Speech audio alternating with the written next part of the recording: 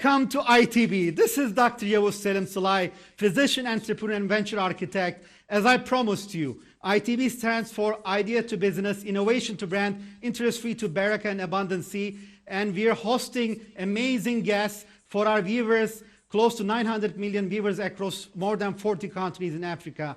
Today, I have Dr. AI, Dr. Artificial Intelligence. This is Dr. Anthony Chang, which is connecting from us bright and early from California, Laguna Beach. He is one of the pioneers in artificial intelligence, a pediatric cardiologist, and I'm really thrilled and excited because he's also at SOAP, California. So we will have and hosting him in detail and learning more about his success story and his inspiration that he can share with our viewers. I'm really thrilled and excited. Thank you. So, Anthony, welcome. We're so excited finally to meet you. Good morning to California. How are you? Thank you very much. Good to be here. Thank you so much, Anthony. I know you very well, and you have been an inspiration for many physician entrepreneurs. You are, of course, Chief Intelligence and Innovation Officer at Chalk, and you're doing an amazing job with your summer internship programs. What you did with Michael D. Becky. There are many things we can talk. We have 45 minutes only, but we'd love to keep talking. I know you very well, but for our viewers, can you tell who Anthony Chang is, please? Well, that's a philosophical question, isn't it? Well, I am a pediatric cardiologist by training. I've had a storybook career, very, very blessed. And recently, in the last 10 years, I've become more and more interested in the area of data science and artificial intelligence. Went back to school at a fairly senior part of my career, and I've been able to leverage that excellent education towards adopting artificial intelligence in medicine. So very excited, and I think perhaps there are some lessons there, which is you're never too old to get an education that will change the trajectory of your career in terms of influence and impact. I've also been blessed with relatively late in my life with two lovely young daughters with medical conditions. So it's been a small challenge trying to balance everything between a growing career in artificial intelligence and medicine, as well as very important to young lives in my own personal life. So that's, in a nutshell, that's me. Well, I'm blessed to meet you. I know on one hand you are an academician. I know you're giving TED Talks in artificial intelligence. Many people define you as Dr. AI, Dr. Artificial Intelligence, and clearly you are an inspiration. And I want you to tell me actually what inspired yourself, dear Anthony, to the artificial intelligence in medicine. I know you are doing a great job in big data and artificial intelligence. What really inspired you? Thank you. Well, throughout my entire career, even including days in training, I've been fascinated by numbers in medicine.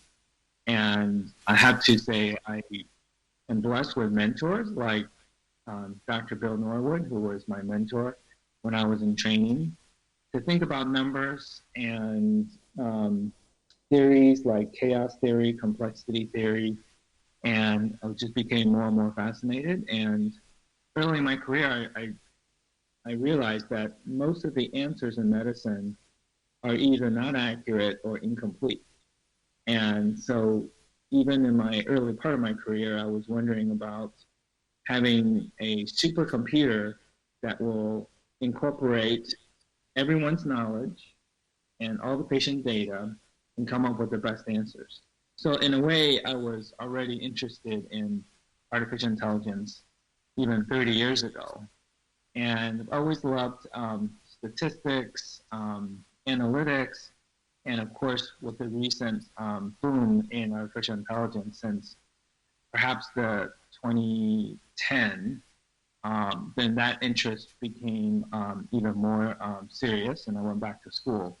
I was inspired by the IBM supercomputer Watson and its capabilities, and went back to school. I was very fortunate to get into Stanford's program in biomedical data science and artificial intelligence. So it was a 4-year journey of realizing how important it is to incorporate that relatively new science into medicine and healthcare. So that's the key, how to integrate that and able to Yeah. actually create value for our patients and caregivers, right? Yes. So just as your show is called, Ideas to Business or Innovation to Brand, this is perhaps intelligence to the business of medicine, to how do you get it to, I guess you can say intelligence to the bedside. How's that? How do we get these amazing AI tools and resources into the business of medicine and to the bedside to help the patients? So a lot of there seems to be a sort of a disconnect between the artificial intelligence world and everything that our amazing experts are doing, and then on the other side, medicine and healthcare, and how do we deliver better value for patients and hospitals. So I'm busy in the middle trying to make connections as well as trying to be the ambassador of ideas to bedside. Used your entire life to make connections almost always between Mars and Venus. And again, you are Yes. making connection now with more than 900 million viewers. So thank you, Antonio, for your outstanding work. So in terms of artificial intelligence in medicine, can you give us some high examples? Like, what are the top 3 areas you feel as Dr. AI you think will grow and there will be more implications over the coming years? We can get into COVID-19, but overall, I want to pick a little bit more of your brain about artificial intelligence in medicine. What are the top 3 areas? Is it radiology? Is it, social security implications, or insurance? Or what are the areas of business of medicine you think artificial intelligence and big data will play more role? I think there are roughly about a dozen or so areas that artificial intelligence will have impact in the future. And it's not just artificial intelligence in a silo, but it's also merging with other emerging technologies like extended reality, like blockchain. So if we just focus on clinical medicine, I think the 3 most mature areas are medical image interpretation with deep learning, which is a way for sophisticated software to be able to interpret medical images with the same degree of accuracy and perhaps even better than human radiologists or cardiologists. So that's getting fairly mature and fairly accepted by particularly radiologists and cardiologists and even ophthalmologists and dermatologists. The second area would be decision support, and I think that's using, again, machine and deep learning to find patterns, perhaps that human clinicians cannot see because of the massive amounts of volume of data that you must be able to use to pick up patterns. And human beings are not very good at that. We're smart, but we're very slow in terms of picking up patterns. Computers are not very smart yet, but they're very fast at picking up patterns. So the second area will be using machine and deep learning to pick up patterns in patients, perhaps discover new types of disease. I know we'll be talking about COVID, but it is now just reaching into the pediatric population, and yet we're very lost. And it'll be wonderful to get artificial intelligence more involved to be able to help us as a partner to learn from this new disease. And I think the third area that's often under-leveraged is something called robotic process automation, which is using algorithms to automate a lot of the processes in healthcare and medicine that is still done by human beings. So just like human travel agents were mostly replaced by algorithms, I see in the future a lot of the tedious work done by human beings will be replaced by, in essence, computer automation or very primitive artificial intelligence. So those three areas, medical imaging, decision support, and automation are the three areas that I see becoming more mature in healthcare medicine. And do you think private equities and venture capital funds are also having more interest after COVID-19 in those areas? Do you see, the priorities in our life, frankly, Anthony, changed after this COVID-19. Things that we thought were more important in our life became less important. So like food security or health, having a better access to health and business of medicine become more important. Do you think the Wall Street and the business world will also invest more into the top three areas you mentioned? Yes, I definitely think this has obviously huge human toll in terms of lives and suffering. But I think the dividend is that this has opened a new portal to technologies like artificial intelligence, like blockchain, like automation that is so badly needed in healthcare and medicine. And I think it is not going to be considered sort of a luxury item anymore. It's going to be considered actually a necessary component of how do you overcome healthcare crises like a pandemic. And I think this pandemic has been a magnifying glass looking at the glaring deficiencies in healthcare and medicine and all around the world. So as you saw in the first 3 months of this pandemic, we still have a long ways to go. Countries like US and some countries in Europe were thought to have a great healthcare system, but obviously the public health infrastructure wasn't there enough to overcome a healthcare crisis like an infectious disease pandemic. So it's sort of a equalizer in terms of realizing that you have to have strong infrastructure, and countries that had stronger infrastructures like Singapore, Taiwan, and these countries really did very well in terms of overcoming at least the initial phases of a pandemic. We were able to, at least when there was during the peak, they were able to make sure they accommodate with the proper intensive care units and able to help relieve the frontline workers in healthcare, to your point. So I know the situation is better in California compared to New York and New Jersey. My heart and my prayers go to all who passed away as well as their families.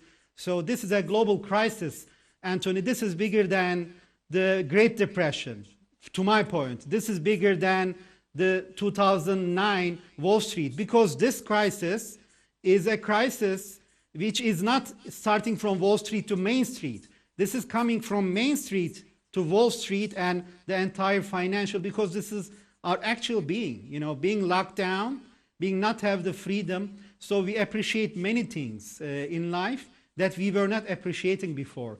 Like I'm spending more time with my family. I don't know what's your situation. I know you have beautiful kids, so this is also sometimes an opportunity, right? Well, I think you're absolutely right. I think it is a different kind of suffering. We're held prisoners in our home, but I'm looking at the ocean right now. Nothing looks different, right? So in situations like a natural disaster, earthquake, hurricanes, or a war situation, there's visible damage of the outside world. And what's really, really, I think, internally frustrating for humans is that when you look outside, it looks totally normal. and yet you have to have the discipline and patience to really stay inside and overcome this disease. But let me just add to this. I think countries like Singapore, Taiwan, and regions like Hong Kong learned so much from the SARS epidemic, and they actually never saw that peak because they were able to contain the virus. So if we equate the pandemic to war, I think containment, trying to really isolate early stages, in the early stages of people that were infected, is like what I call a skirmish. So a small battle that avoided a whole big war. If you look at mitigation, is more like retreat, because mitigation means you're trying to put in measures to gain time so that you don't overcome the healthcare system. And then if that fails, which is what's happening in most of the world, then you have to have suppression, which is essentially full-out war. So, and the world is at full-out war with the virus right now. And people don't use the word suppression because it sounds so harsh. But in fact, when you're locked down at home, that's what it is. It's suppression. So hopefully in the future, with much better public health infrastructure coupled, you have to have two components. You have to have great public health infrastructure coupled to really good technology and artificial intelligence methodology. Then that's going to be, I think, a winning combination against a very daunting enemy like the virus. To a commercial break, and we'll be right back with you in a minute. So I'm going right to the commercial, and we'll be right back with Anthony Chang. Ladies and gentlemen, please stay tuned. Thank you.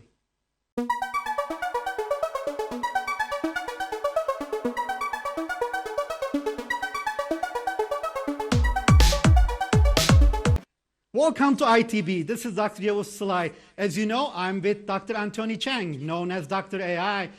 From California. He is a phenomenal gentleman. In the first part, we talked about his passion about artificial intelligence, the top 3 areas where artificial intelligence and big data will impact in healthcare, and also his take on the pandemic. Now we'll continue with Anthony about the pandemic and also his amazing work at Society of Physician Entrepreneur.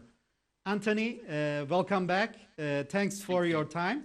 You were mentioning, countries like Taiwan and Hong Kong and others which were able to help the containment before. Just to highlight, Turkey, even though it's number 7 in terms of the number of patients globally, Turkey is also implementing a very serious program in lockdowns and able to actually, I believe, giving is more important than taking. So actually when you give, it spreads faster than the virus. So Turkey has sent actually 55 different countries, very different types of masks, including the United States and UK.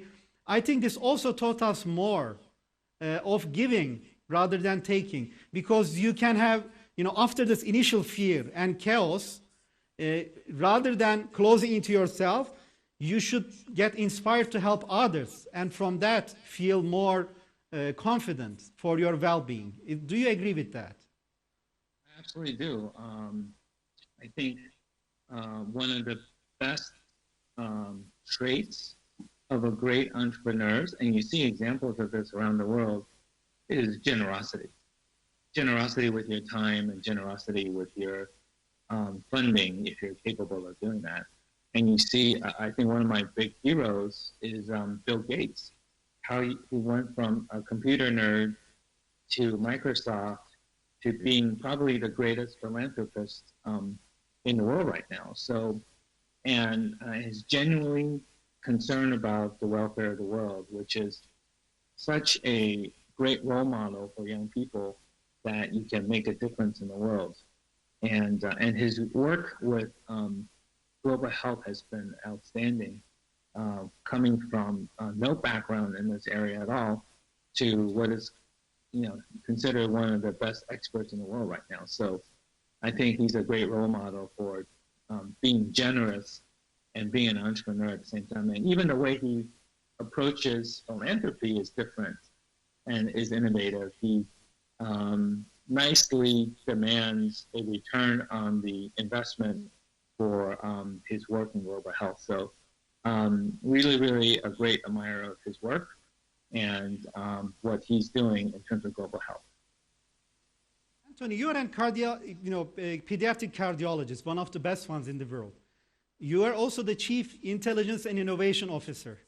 So what are you doing on your day-to-day basis as a Chief Intelligence and Innovation Officer? Well, I have a fairly busy and packed schedule, as you can imagine. So I try to, I'm still actively practicing as a pediatric cardiologist. So I see patients. There's no typical day in answering your question. So I see, now I see patients with telehealth, but before I would be seeing a lot of patients in the clinic. I would be involved in projects inside my hospital as well as outside deploying artificial intelligence for different kinds of projects, ranging from admission criteria to pediatric cardiology type projects to working with different people around the world on different projects. And I also try to promote innovation within pediatrics. Pediatrics, as you know, we have typically about a quarter of the population in most countries, although in Africa it will be more.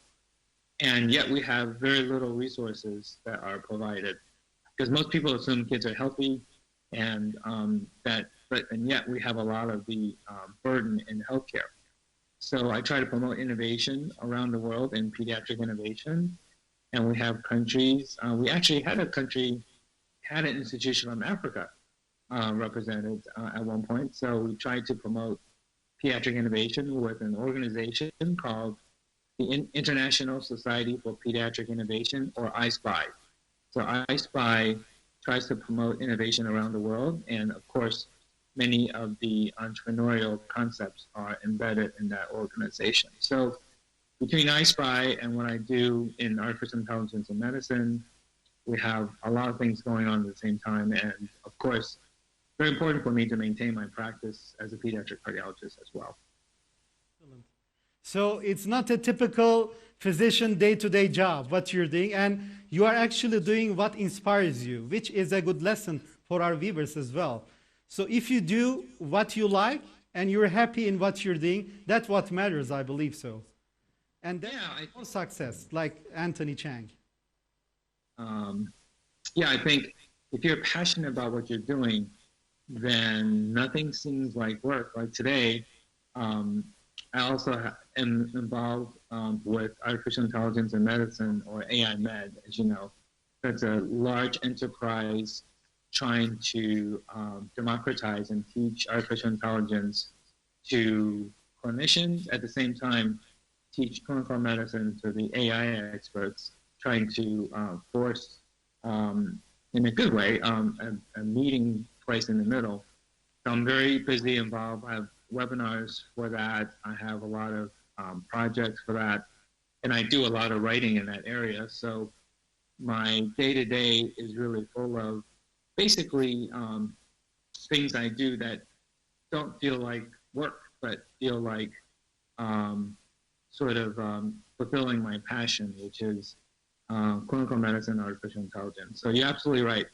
And that's a great lesson for any entrepreneur is do something you're passionate about, even if the value proposition may not be there right at the beginning, because that's what's going to drive you and make a difference for you in the long term, is your passion when you're tired, you're fatigued, and you're discouraged.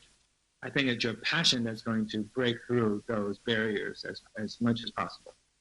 Excellent. From here, I think it's a good connection to soap. I know I was hosting Arlen Meyers, my good friend, for more than 10 years. And, he was also one of our hosts here. And I'm really pleased to have you. I know you're running the California chapter for Society of Physician Entrepreneurs as well. How are the current work going on for SOAP in California? Who are the stakeholders who are involved in SOAP California? Well, I am the SOAP chapter president for initially Southern California. But the good news is that Los Angeles and San Diego, which is north and south of us, have now established their own chapters as well.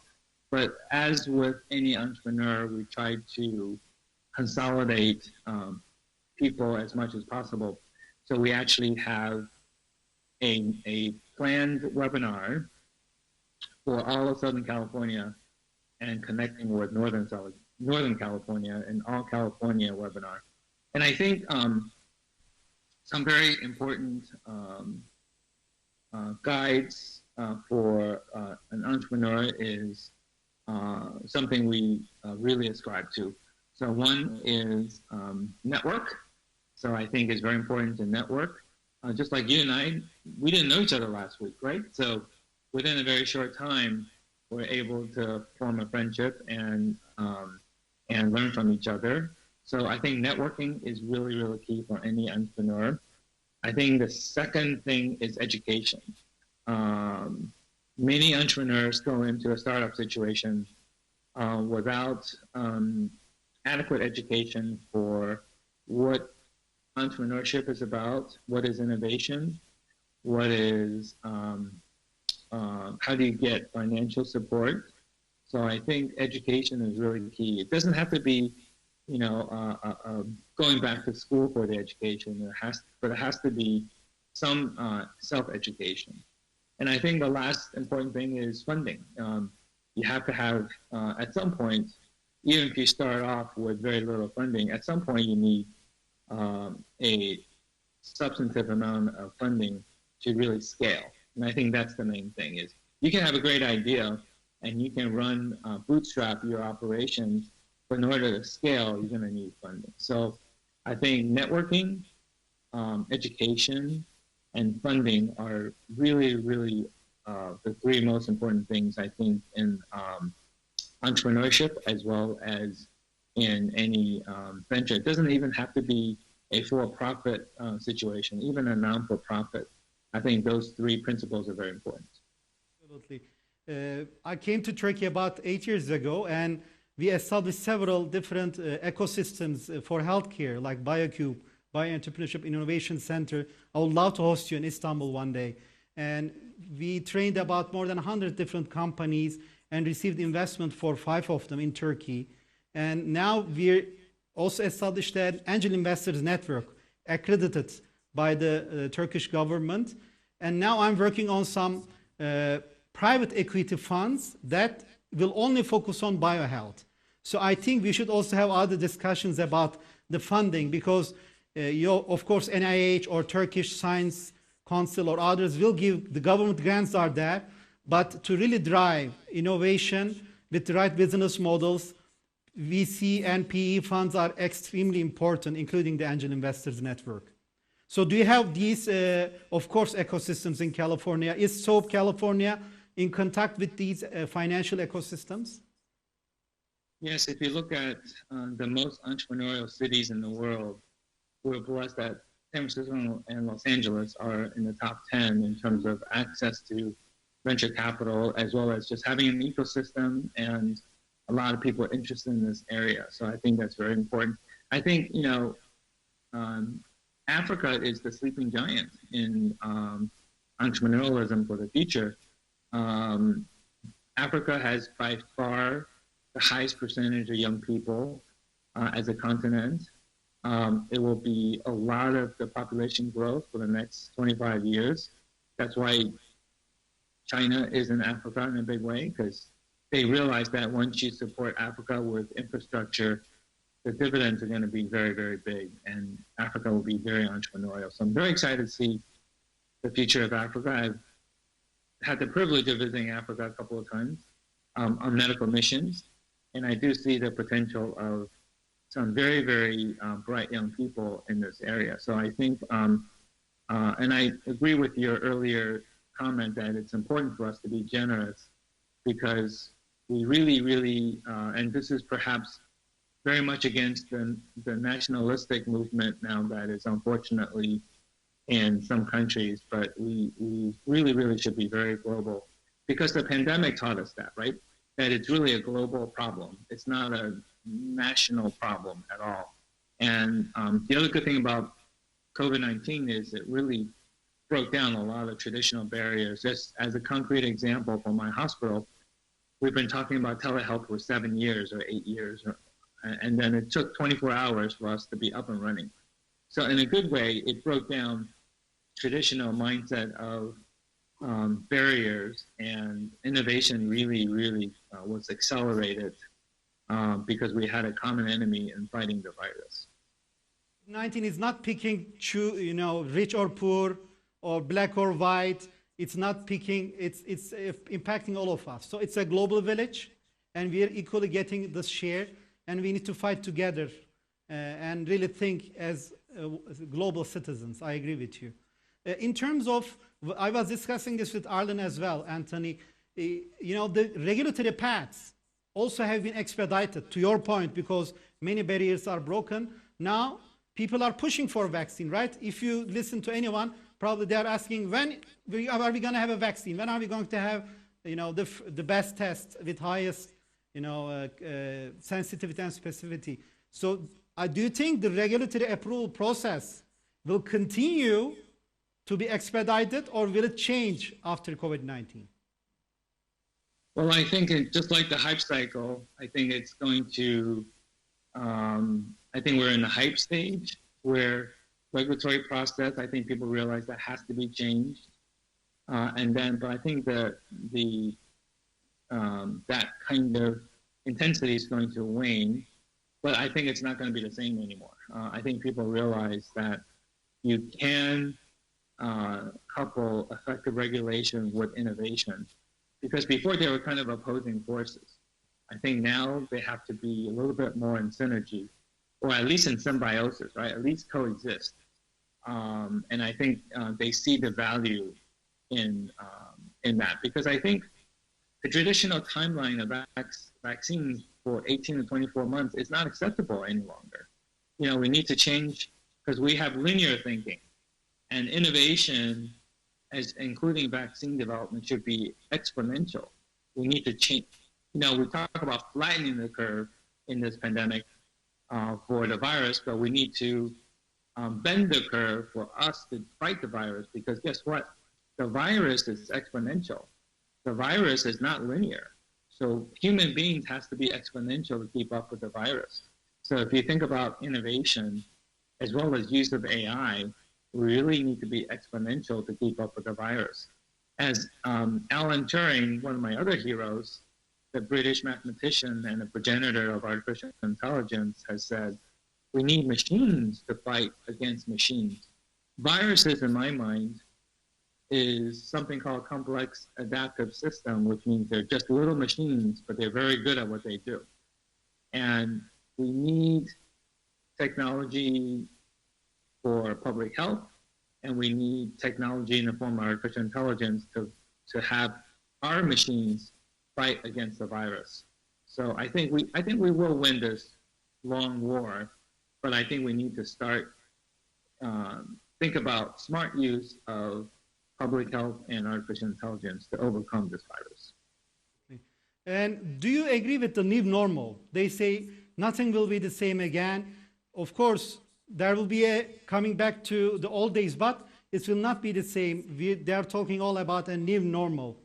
But that's a definition many people are using nowadays. Do you agree with that? No. No. I think it's the new abnormal. I think we need to be very human and go back to normal.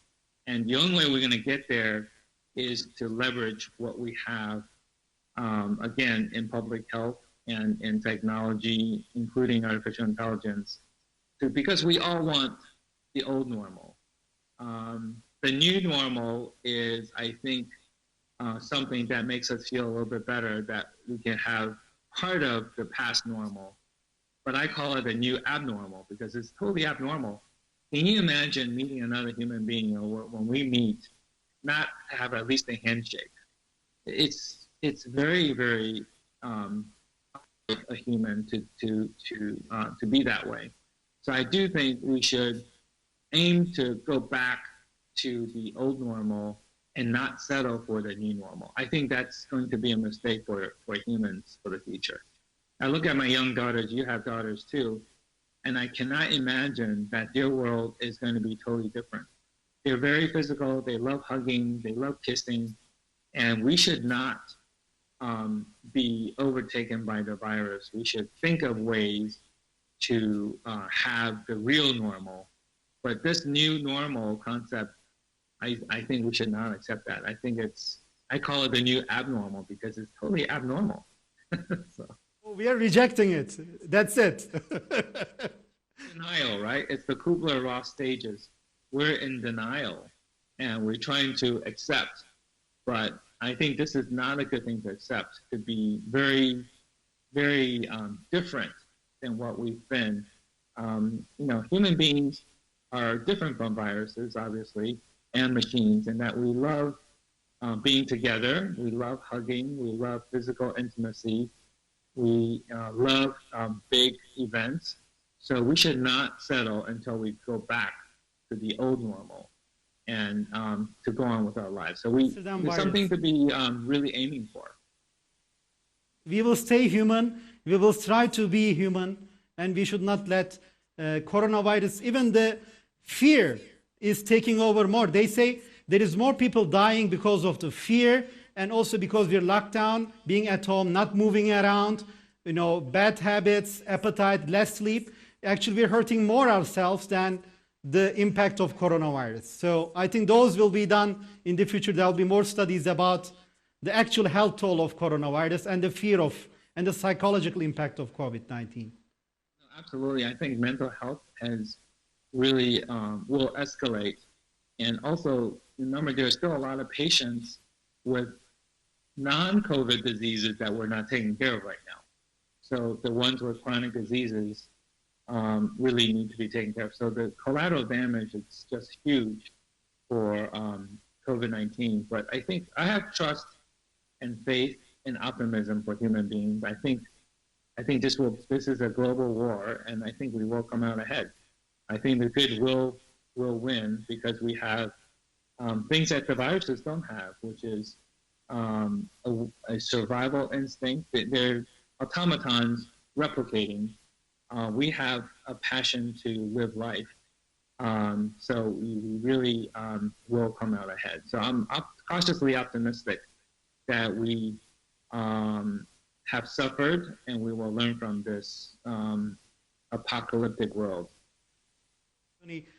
Before wrapping up our discussion, beautiful discussion, I want to get your recommendations for any bio-entrepreneur, any healthcare entrepreneur, whether they are in Africa or they're in the United States or Turkey or Europe. What are your recommendations as Dr. AI for the bio-entrepreneurs? I think, by the way, I'm very humbled to carry that name only because my friends and newspapers have started calling me that. But there are many more brilliant minds than myself in this area. I think perhaps the takeaway here is that I think during this pandemic we realized what is really, really the most important things for survival. It's family and health. You notice that during this pandemic, there are no sports, there are no reality stars having the main stage anymore, and people realizing that healthcare and people that are on the front lines especially are the real heroes in life. And even my own daughters, they were not sure about what they wanted to do. They've seen the suffering, especially now with children dying from COVID-19, that they both told me they want to be a doctor and a scientist to help coronavirus people, infected people. So maybe that's the personal dividend for me, is without prompting them, they realize that they need to help people that are dying from coronavirus. So I'm hoping that is true for also others, that they see healthcare either being a clinician or a nurse or frontline worker, or just being involved in healthcare in some way is ultimately a very, very satisfying career.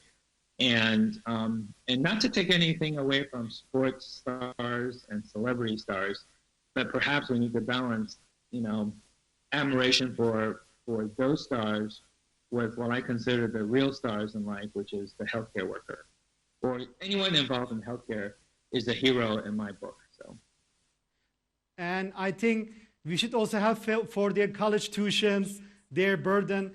We should support not just with our words, with our prayers, but I think governments or colleges should find ways to decrease, the ER doctors' loans or, the nurses, because they are putting their lives, to your point, to the forefront. And still, round of applause, appreciations are great to encouragement, but financially, we should help them as well. What do you think? oh, that's absolutely true. I just saw in the news one of the nurses said they love the applause and they appreciate the enthusiasm to give them gratitude. But let's make a real difference for the healthcare workers, right? Let's what they appreciate even more is getting enough protection and getting enough support in other ways too. But I think at least the world recognizes how important healthcare workers are. And they always have had some respect, but I think this time it is so raw and bare that this is such a critical part of our lives. And I think no one will ever look at a healthcare worker the same anymore.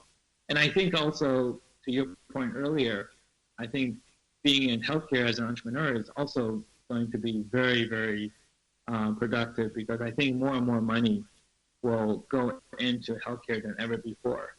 There's so many portals now opened because of this pandemic to improve healthcare, and especially areas in public health and global health and artificial intelligence is going to be very, very, very available for entrepreneurs in these areas. Thank you for these beautiful messages, Anthony. So this was your first time at ITV, at Ntr TV. What do you think about this show in general? I know it's been a short period now. We are trying to really bring leaders like yourself and utilize your experiences for our viewers to inspire them. And we will continue to do. And hopefully, we would love to host you again in one of our future episodes as well. What do you think? Do you think this is good for Africa? Do you think this is helpful? No, I think it's a great way to connect with our global community, within our global community. I think it's and it's a very human thing to do, to connect, and perhaps someday even better in person. But I had the privilege of visiting Africa. I was very impressed with what I saw, and I think it's the sleeping giant of a continent. It's got more young people than any other continent, which means that the future really is going to be very, very big in Africa. And I applaud you for what you're doing, because you care about the global community to reach out into Africa. And that's why I'm totally willing to do whatever I can to support your effort. So congratulations on a great, impactful concept to network with Africa. And we're very, very passionate to support you in this cause. The Society of Physician Entrepreneur also for giving this inspiration to us here in Turkey. And I will conclude here our program, Anthony. Like they say in Disney World, it's a small world after all. So we look forward to connecting more and more, yourself and your peers here at ITV, at Ntr TV. And we would love to host you one day here in Istanbul, in Turkey. And hopefully when I'm in the States, I would love to grab a cup of coffee and visit you in California. Let's overcome this virus so we can shake hands. Thank you. This was Dr. Anthony Chang, ladies and gentlemen. I am really thrilled and excited to be able to introduce Dr. Artificial Intelligence, Dr. AI, Anthony Chang with you, who is actually done a great job with many peers, and he is continuing to build the innovation across California. So thank you very much for your time. This is Dr. Yavuz Selim Sılay, physician, entrepreneur, and venture architect. We will continue with very different guests from around the world, which can change and connect Africa, Turkey, and the rest of the world through innovation, science, and ideas and business. Take care and all the best. Bye.